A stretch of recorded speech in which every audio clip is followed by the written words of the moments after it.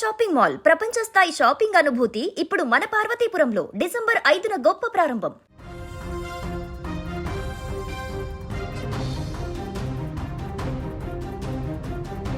ఆంధ్రప్రదేశ్ పైన దిత్వా ప్రభావం కొనసాగుతుంది. నెల్లూరు, తిరుపతి జిల్లాలలో వానలు దంచి కొడుతున్నాయి. ఎడతెరిపి లేకుండా కురుస్తున్న భారీ వర్షాలతో ఈ రెండు జిల్లాలు ఇప్పుడు తడిసి ముద్దవుతున్నాయి. వాగులు, వంకలు పొంగి పొర్లుతుండటంతో రహదారులు, చెరువులను తలపిస్తున్నాయి. కొన్ని ప్రాంతాల వద్ద పలు ప్రాంతాలలో రవాణా వ్యవస్థ కూడా స్తంభించిపోయింది. లోతట్టు ప్రాంతాలు నీట మునిగిపోయాయి. ఇటు తిరుమల కొండపైన కూడా వర్ష ప్రభావం తీవ్రంగా ఉండడంతో భక్తులు ఇబ్బందులు పడుతున్నారు. రెండు జిల్లాలలో వర్షాలు విపరీతంగా పడుతున్న సందర్భంలో అక్కడ తాజా పరిస్థితి తెలుసుకుందాం. మనతో పాటు మా ప్రతినిధి ఉమాశంకర్ లైవ్లో జాయిన్ అవుతున్నారు. ఉమాశంకర్, తిరుపతి, నెల్లూరు రెండు జిల్లాలపైన కూడా వర్ష ప్రభావం మరింత ఎక్కువగా ఉన్నట్టుగా కనపడుతుంది. ప్రస్తుతం అక్కడ అప్డేట్ ఏంటి? ఏమైనా తగ్గుముఖం పట్టిందా, ఇంకా అలానే కొనసాగుతుందా? సాయి, ఇప్పటికే శ్రీలంకను అతలాకుతూన్ చేసినటువంటి దిత్వా తుఫాను అటు ఏపీ, తమిళనాడు వైపు దూసుకొస్తోంది. ఇప్పటికే గడిచినటువంటి 2 రోజులుగా కురిసినటువంటి వర్షానికి ప్రధానంగా ఏపీలో నెల్లూరు జిల్లాకే ఎక్కువ ఎఫెక్ట్ కలిగిందని చెప్పుకోవచ్చు. నిన్న ఉదయం నుంచి కూడా ఎడతెరపు లేకుండా కురుస్తున్నటువంటి వర్షానికి ఇప్పటికే పలు ప్రాంతాలు జలమయమైనటువంటి సిచ్యువేషన్ అయితే కనిపిస్తోంది. ముఖ్యంగా చెన్నై, కలకత్తా జాతీయ రహదారిపై భారీగా వరద నీరు చేరడంతో ఇప్పటికే ట్రాఫిక్ పూర్తిగా అంతరాయమైంది.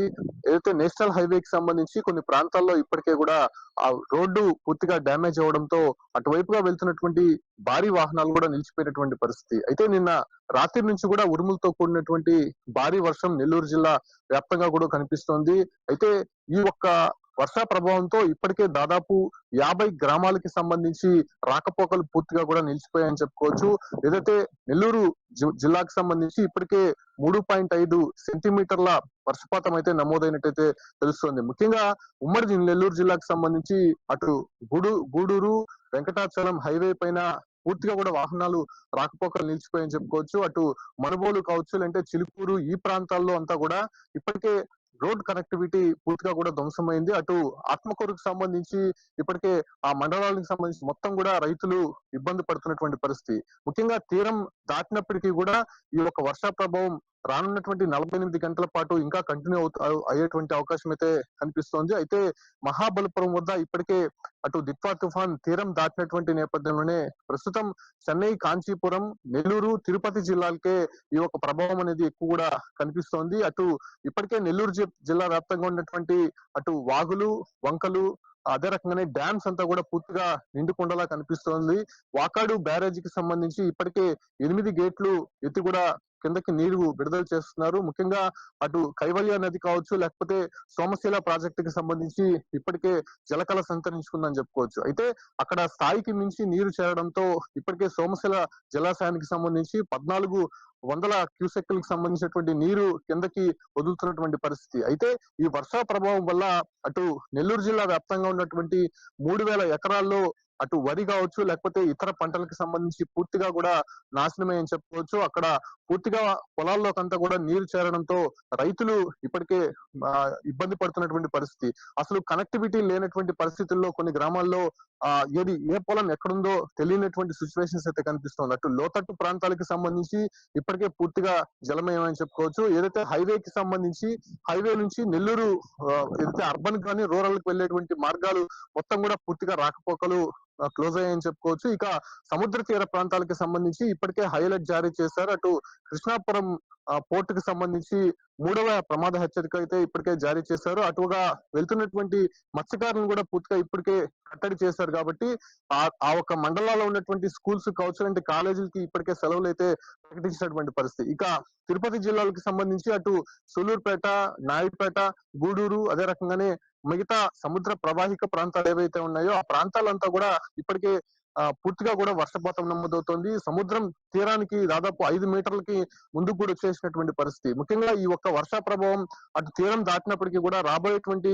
48 గంటల పాటు భారీ వర్షాలు కురిసేటువంటి అవకాశం ఉంటుంది. ఎందుకంటే దిత్వా తుఫాను శ్రీలంక నుంచి కూడా అటు ఏపీ, కర్ణాటక, తమిళనాడు ఈ ఎఫెక్ట్ ఎక్కువ కూడా కనిపిస్తుందని చెప్పారు. కాకపోతే ఈ ఎఫెక్ట్ అనేది తమిళనాడు, ఏపీకి ఉన్నటువంటి కొన్ని జిల్లాల్లో చాలా తీవ్రంగా కనిపిస్తోంది. గడిచినటువంటి 3 రోజులుగా దాదాపు 60-70 కిలోమీటర్ల వేగంతో ఈదుర్దు గాలులతో కూడినటువంటి పిడుగులతో కూడినటువంటి వర్షాలు కురవడము, ఏదైతే ఫ్లాష్ ఫ్లడ్స్ అంటారు. అంటే ఆల్ ఆఫ్ సడన్ గా రైన్స్ కురవడంతో అక్కడ ఉన్నటువంటి లోతట్టు ప్రాంతాల్లో ప్రజలంతా కూడా పూర్తిగా ఇబ్బందులకు గురవుతున్నటువంటి పరిస్థితి. ఇక తిరుపతి విషయానికి వస్తే గడిచినటువంటి 3 రోజుల పాటు తేలికపాటి వర్షాలు కురిసినప్పటికీ కూడా అటు తిరుమలలో ఉన్నటువంటి జలాశయాలు పూర్తిగా కూడా నిండిపోయాయి.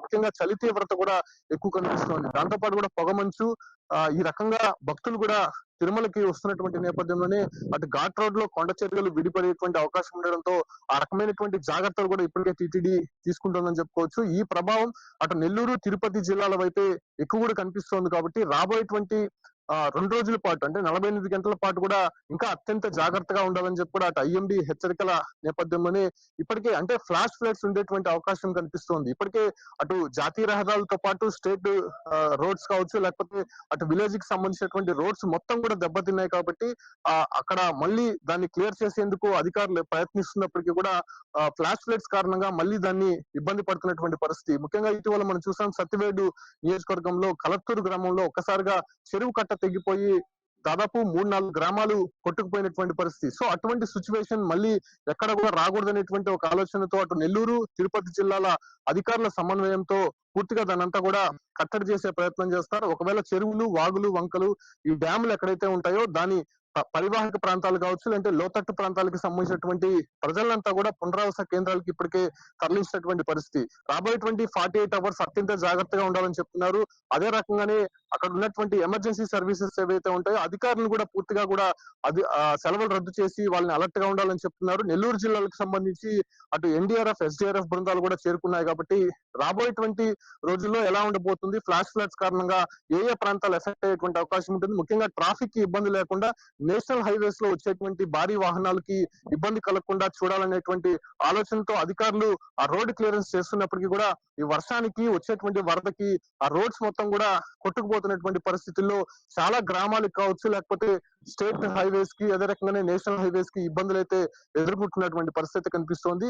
నెల్లూరు జిల్లాలో పూర్తిగా ఎఫెక్ట్ కనిపిస్తోంది కాబట్టి ఎప్పటికప్పుడు అధికారులు అప్రమత్తమై దాన్ని క్లియర్ చేసే ప్రయత్నం చేస్తున్నారు. అయినప్పటికీ అత్యవసరమైతే తప్ప బయటకు రావద్దని చెప్పి ప్రజలకు సూచనలు చేస్తున్నారు కాబట్టి ఆ రకమైనటువంటి సిచ్యువేషన్స్ ఇంకా కంటిన్యూ అయ్యేటువంటి అవకాశం కనిపిస్తుండడంతో అటు 48 అవర్స్ ఇంకా జాగ్రత్తగా ఉండాలనేటువంటి సూచన మాత్రం ఐఎండీ చేస్తోంది. Sai right, thank you Umashankar. So ప్రస్తుతం అది తిరుపతి, నెల్లూరు వద్ద తాజా పరిస్థితి. పూర్తిగా 3 రోజుల నుంచి విపరీతమైనటువంటి వర్షాలు పడుతున్నప్పటికీ కూడా ఇంకా ఎడతెరిపి లేకుండా వర్షాలు పడేటువంటి అవకాశం ఉన్నట్టుగా తెలుస్తుంది. రాబోయే 48 గంటల పాటు కూడా అప్రమత్తంగా ఉండాలంటే ఇప్పటికే వాతావరణ శాఖ కూడా చెప్పింది కాబట్టి ఇప్పటికే చాలా రోడ్లు కూడా కోతకు గురై వరదలు పూర్తిగా రోడ్ల మీదకి వచ్చినటువంటి పరిస్థితి ఏర్పడింది కాబట్టి నెల్లూరు జిల్లాలో, అదేవిధంగా తిరుపతిలో కూడా వచ్చేటువంటి భక్తులకు ఎప్పటికప్పుడు మానిటరింగ్ చేస్తున్నారు టీటీడీ అధికారులు.